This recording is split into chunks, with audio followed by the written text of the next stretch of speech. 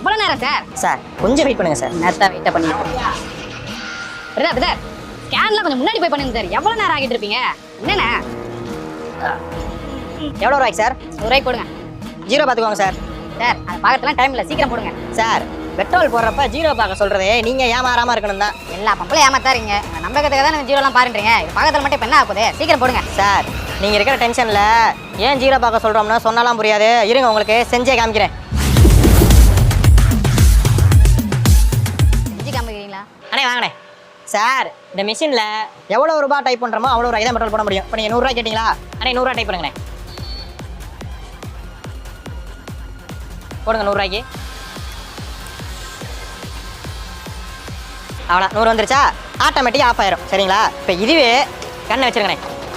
Zero ஆயிடுச்சு. ஓகேவா? இப்போ இதுவே நீங்கள் வந்து 100 ரூபாய்க்கு பெட்ரோல் கேட்குறீங்க. அவர் வந்து 200 ரூபாய்க்கு போட சொல்கிறார். பின்னாடி இருக்கிறவர் கன்று மூலிமா எவ்வளோ பெட்ரோல்னாலும் போட்டுக்கலாம். ஒரு 100 ரூபாய்க்கு போடுங்கண்ணே. ரைட்டு. இப்போ 100 ரூபாய்க்கு போட்டாச்சா? இப்போ பின்னாடி இருக்கிறவருக்கு 200 ரூபாய்க்கு போட போகிறோம். அண்ணே அவருக்கு அப்படியே கண்ணை போடாங்க. அப்படியே வைங்க. 200 ரூபாய்க்கு நாங்கள் 200 ரூபாய்க்கு வந்து ஆஃப் பண்ணிடுங்க சார். இப்போ 100லேருந்து தான் கண்டினியூ ஆச்சு பார்த்தீங்களா? நாங்கள் ஜீரோ பண்ணவே இல்லை. இப்போ அமௌண்ட் 200 ரூபா காமிக்குதா? அவர் என்ன நினைப்பாரு? அவருக்கு 200 ரூபாய்க்கு பெட்ரோல் போட்டோங்கிற நினைப்பாரு. ஆனால் அவருக்கு நாங்கள் 100 ரூபாய்க்கு தான் போட்டிருக்கோம். ஏன்னா 100லேருந்து தான் கண்டினியூ இருக்குது. அதனால தான் பெட்ரோல் போடுறப்ப ஜீரோ பார்க்க சொல்கிறோம். இப்போ புரியுதா ஏன் ஜீரோ பார்க்க சொல்கிறோம்னு? அது மட்டும் இல்லாமல் இப்போ இந்த கன் இருக்குல்ல, இதை வந்து ஆட்டோமேட்டிக்காக இங்கே வச்சுட்டாலே அது பாட்டுக்கு ஜீரோ வந்துடும். இப்போ ஆட்டோமேட்டிக்காக இங்கே வைக்காமல் ஜீரோ பண்ணாமே பக்கத்து வண்டிக்கு பெட்ரோல் போடுறாங்க அப்படின்னா கண்டினியூவாக போடுறாங்க அப்படிங்கிற அர்த்தம். அதனால தான் பெட்ரோல் போடுறப்ப ஜீரோ பார்க்க சொல்கிறது. இப்போ புரியுதா?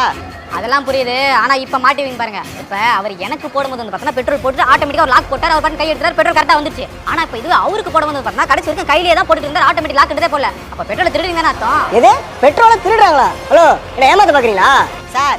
இவரு சொல்றாரு நீங்களும் கையில லாக் பண்ணாதனாலலாம் பெட்ரோல்லாம் திருட முடியாது சார். அப்புறம் எதுக்கு என் வண்டிக்கு பெட்ரோல் போட மட்டும் கையில லாக் பண்ணல? நல்லா கேளுங்க சார். இருங்க சார் சொல்றேன். ஏன் கையில லாக் பண்ணலனா, இப்போ சில வண்டியில இந்த சார் வண்டியிலலாம் பெட்ரோல் டேங்க் ஹோல்டர் இருக்கு பார்த்தீங்களா? இது நல்லா கேப் நல்லா பெருசாக இருக்கும். இந்த டிஸ்பென்சர் இருக்குல்ல, இதை வந்து உள்ளே வச்சு நம்ம கையில் லாக் பண்ணிட்டாலே பெட்ரோல் அது பாட்டுக்கு உள்ளே இருக்கும். ஆனால் இதுவே நம்ம பல்சர், ராயல் என்ஃபீல்டு இந்த மாதிரி வண்டியில் பெட்ரோல் டேங்க்கில் ஹோல்டர் இருக்கு பார்த்தீங்களா? இதில் வந்து சின்ன தகடு இருக்கும். அந்த தகடில் வந்து நம்ம இதை வச்சு லாக் பண்ணி உள்ளே வச்சுன்னு வச்சுக்கோங்களேன், பெட்ரோல் வர ஸ்பீடுக்கு அந்த தகடில் பட்டு இது வந்து ரிட்டர்ன் அடிச்சிடும், பெட்ரோல் கீழே சிந்திரும். அதனால தான் சார் வண்டியில் பார்த்தீங்கன்னா உள்ளே வச்சு லாக் பண்ணிட்டு பெட்ரோல் போட்டேன். உங்கள் வண்டியில் அந்தளவுக்கு லாக் பண்ண முடியாது, ஏன்னா ரிட்டர்ன் அடிச்சிடும். அதனால கையில் லாக் பண்ணாமே இல்லை பெட்ரோல் போட்டேன். பெட்ரோல்லாம் திருட முடியாது சார். ஏன் சார் அதுக்கு உங்கள் பெட்ரோல் பம்பில் பெட்ரோல் திருடாமையா இருக்கீங்க? பெட்ரோல் திருடாத பெட்ரோல் பம்ப் எங்கே இருக்குது சார்? எதை வச்சு சார் நாங்கள் பெட்ரோல் திருடுறோம் அப்படிங்கிற சொல்கிறீங்க? நிறைய விஷயம் இருக்குது சார். நாங்களும் நெட்டெல்லாம் பார்த்துருக்கோம்ல. இந்தா இவ்வளோ பெரிய டியூப் இருக்கு. இதில் பெட்ரோல் போடும்போது கொஞ்சோண்டு பெட்ரோல் இந்த பைப்பில் இருக்க தானே செய்யும். ஏன் சார்? ஆமாம் சார். வீட்டில் டியூப்பில் தண்ணி எடுக்கிறோம் அப்படின்னா கொஞ்சோண்டு தண்ணி அந்த டியூப்பில் இருக்க தானே செய்யும். இப்போ நீங்கள் 100 ரூபாய்க்கு பெட்ரோல் போடுறீங்க, அவ்வளோ பெட்ரோல் மாதிரி வரப்போகுது. கொஞ்சம் பெட்ரோல் இந்த டியூப்பில் மிஞ்சி தானே போகுது. பார்த்தீங்களா, அவருக்கு விஷயம் தெரிஞ்சிருக்கு, விவரமாக பேசுகிறாரு.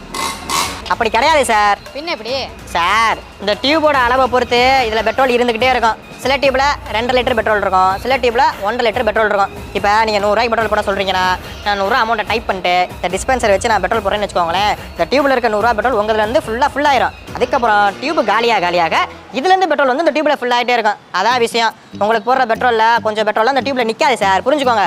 சரி விடுங்க, இந்தாங்க எனக்கு டைம் ஆயிடுச்சு, நான் கிளம்புறேன். உங்களுக்கு எவ்வளோ சார்? சார் எனக்கு 100 ரூபாய்க்கு தானே போட்டீங்க, டைம் ஆச்சு, ஃபுல் டேங்க் பண்ணி விடுங்க சார். ஃபுல் டேங்க்லாம் பண்ணக்கூடாது சார். சார் அது ஏன்னா பெட்ரோல் டேங்க்குள்ள காற்று உள்ளேயும் போகணும் வெளியும் வரணும். இப்போ பெட்ரோல் டேங்கோட கெப்பாசிட்டி கொடுத்துருப்பாங்கல்ல, அது பார்த்தீங்கன்னா பைக் கம்பெனி கொஞ்சம் அளவு கம்மியாக தான் கொடுத்துருப்பாங்க. நீங்கள் ஃபுல் டேங்க் பண்ணாலும் கொஞ்சம் கேப் இருக்க தான் செய்யும். ஆனால் சில பேர் டேங்க் ஃபில் பண்ணுறப்ப பைக்கை ஆட்டி நல்லா தழும்ப பெட்ரோல் போடுவாங்க. அப்படிலாம் போடவே கூடாது. அப்படி பண்ணின்னு வச்சுக்கோங்களேன். இப்போ BS3 பைக்கிலலாம் டேங்க் ஃபில் பண்ணிட்டோம்னா காற்று உள்ளேயும் போகாது வெளியே வராது. அதுவே BS4 பைக்கிலலாம் கேனிஸ்டரில் போயிட்டு பெட்ரோல் அடைச்சி ஏர்லாக் ஆகும், பைக்குக்கு ஸ்டார்டிங் ட்ரபிள் பிரச்சனை வந்துடும். ஃபுல் டேங்க் பண்ணலாம், தப்பு கிடையாது. ஆனால் இந்த தழும்ப பெட்ரோல் போடுவாங்கல்ல, அந்த மாதிரி தான் போடக்கூடாதுன்னு சொல்கிறேன், ஆட்டி. அதனால இனிமேல் ஃபுல் டேங்க் பண்ணுறப்ப ஆட்டி பெட்ரோல் போடாதீங்க. ஃபுல் டேங்க் பண்ணுறேன், ஆனால் அந்த லெவலுக்கு, அதாவது கழுத்து லெவலுக்கு தண்ணி இருந்தால் தப்பிச்சலாம் சொல்லுவாங்கல்ல, அந்த லெவலில் தான் பெட்ரோல் டேங்கில் பெட்ரோல் இருக்கணும். நான் அந்த அளவுக்கே போடுறேன். ஸ்பீட் பெட்ரோலா நார்மல் பெட்ரோலா? சார் என் வண்டிக்கு நார்மல் பெட்ரோல் தானே போட்டீங்க, இப்போ ஸ்பீட் பெட்ரோல்னு கேட்குறீங்க? சாரி சார், பழக்க தோசையில் கேட்டேன். என்னதான் ஸ்பீட் பெட்ரோல் போட்டாலும் எக்ஸ்ட்ரா மைலேஜ் தர போது 30 ரூபா தண்ட செலவு தான் சார். இப்போ ஸ்பீடு பெட்ரோல் போட்டால் எக்ஸ்ட்ரா மைலேஜ் கிடைக்குமா அப்படின்னா, இப்போ நார்மல் பெட்ரோலில் ஆக்டன் ரேட்டுங்கிறது கம்மி, ஸ்பீடு பெட்ரோலில் ஆக்டன் ரேட்டுங்கிறது அதிகமாக இருக்கனால பெட்ரோல் வந்து சீக்கிரமாக எவாபரேட் ஆகி புகை வந்து சீக்கிரம் வெளியே போயிடும். இதனால இன்ஜினுக்கு வந்து ரொம்ப ரொம்ப நல்லது. அதே போல் இப்போ ஸ்பீடு பெட்ரோல் போட்டிங்கன்னா பைக் பிஸ்டன் இருக்கு பார்த்தீங்களா, இதில் வந்து கார்பன் படிகிறது வந்து ரொம்ப கம்மியாக தான் படியும். இதே நார்மல் பெட்ரோலில் கார்பன் படிகிறது அதிகமாக படியும். இதனாலேயும் இன்ஜினுக்கு வந்து ரொம்ப ரொம்ப நல்லது. அதாவது அந்த கார்பன் படிகிறது கம்மியாக வந்துச்சுன்னா இன்ஜினுக்கு ரொம்ப நல்லது. இப்போ இன்ஜின் நல்லா மெயின்டைன் ஆனால் மைலேஜ் நல்லா கிடைக்கும்ல, அதான் சொல்கிறேன். அதாவது ஸ்பீடு பெட்ரோல் போட்டோம்னா எக்ஸ்ட்ரா மைலேஜ் கிடைக்காது, ஆனால் கொடுக்குற மைலேஜ் பார்த்தீங்கன்னா கொஞ்சம் நல்லா மெயின்டைன் ஆகும். இதே நார்மல் பெட்ரோல் போட்டிங்க அப்படின்னா கொடுக்குற மைலேஜோட கம்மியாக இருக்குது, நிறைய வாய்ப்புகள் இருக்குது. அதே போல் இப்போ ஸ்பீடு பெட்ரோல் போட்டிங்கன்னா ஒரு 2 நாளைக்கு ஸ்பீடு பெட்ரோல் 2 நாள் நார்மல் பெட்ரோல் இந்த மாதிரி மாற்றி தான் போடக்கூடாது, கண்டினியூவாக போட்டுக்கிட்டே வரணும். சரிங்களா? ஏங்க 2 நாளைக்கு ஒரு தடவையா? நான்லாம் வாரத்துக்கு ஒரு தடவை பெட்ரோலே போடுவேன். என் வண்டியை ரிசர்வ்ல வச்சு ஓட்டிக்கிட்டு இருப்பேன். அப்போ எக்ஸ்ட்ரா மைலேஜ் தரும்ல. இப்போ வண்டியை நேரமும் ரிசர்வ்ல வச்சு ஓட்டுறதுனால எக்ஸ்ட்ரா மைலேஜ் கிடைக்கும்னு நினச்சிட்டு இருக்கீங்களா? ஏன் அப்படின்னா சார் இருங்க சார், தெளிவாக சொல்கிறேன். பெட்ரோல் டாப்பில் 2 பைப் இருக்கும், ஒன்று ஆன் பைப்பு, இன்னொன்று ரிசர்வ் பைப்பு. இப்போ பெட்ரோல் காலியாக போகுது, ஒரு குறிப்பிட்ட லெவலுக்கு மேலே ஆன் பைப் வழியாக பெட்ரோல் வராது, ரிசர்வ் பைப் வழியாக தான் பெட்ரோல் வரும். அதாவது பெட்ரோல் காலியாக போகுது, போய் பெட்ரோல் போடுங்க அப்படின்னு ஒரு இண்டிகேஷனுக்காக தான் ரிசர்வ் பைப்பை தவிர எக்ஸ்ட்ரா மைலேஜ் கிடைக்கிறக்காண்டி கிடையாது. அதனால் எந்நேரமும் வண்டி ரிசர்வ்லேயே வைக்கிறனால வண்டி எக்ஸ்ட்ரா மைலேஜ்லாம் கிடைக்காது. பெட்ரோல் காலியாக போகுது போய் போடுங்கன்னு ஒரு இண்டிகேஷனுக்காக தான், புரிஞ்சுக்கோங்க. ஓ இப்போ இத்தனை நாளாக வந்து ரிசர்வ்ல வந்து அதிக மைலேஜ் கொடுக்கும் தப்பாக புரிஞ்சுட்டு இருந்தேங்கண்ணா. இது மட்டும் கிடையாது, எல்லா விஷயத்தையும் தப்பாக தான் புரிஞ்சுக்கிட்டு இருக்கீங்க. பம்பெல்லாம் பெட்ரோல்லாம் திருட முடியாது சார், சரிங்களா? அதே போல் இப்போ வேறு பம்பில் போகிறனால வண்டியோட மைலேஜ் அடியாக நினச்சிட்டு இருக்காங்க. அப்படிலாம் கிடையாது. எந்த பம்பில்னாலும் பெட்ரோல் போடலாம். இந்தியாவுக்கு வர எல்லா பெட்ரோலும் ஒன்று தான். இந்த பம்பில் போட்டால் மைலேஜ் அதிகமாக கிடைக்கும், அந்த பம்பில் போட்டால் மைலேஜ் கம்மியாக கிடைக்கும், அப்படிலாம் கிடையவே கிடையாது. சில பங்கில் பண்ணுற சில தப்புனால உங்களுக்கு வந்து மைலேஜ் அடிவாங்க, இன்ஜின் வந்து மெயின்டைன் ஆகாமல் இருக்கிறதுக்கு தப்பு நடக்கிறதுக்கான வாய்ப்புகள் இருக்கே தவிர மித்தபடி எல்லா பம்பளையும் பெட்ரோல் போடலாம். எந்த பம்பளையும் பெட்ரோல் திருடவே முடியாது, அதை புரிஞ்சுக்கோங்க. இப்போ உங்களுக்கு டேங்க் ஃபில் பண்ணணும். ஏன் சார் இந்த ஆட்டி பெட்ரோல் போடுறத விட மாட்டீங்க? பெட்ரோல் மீது தீயை போல உந்தன் மீது பரபரவென வருவது மனசு.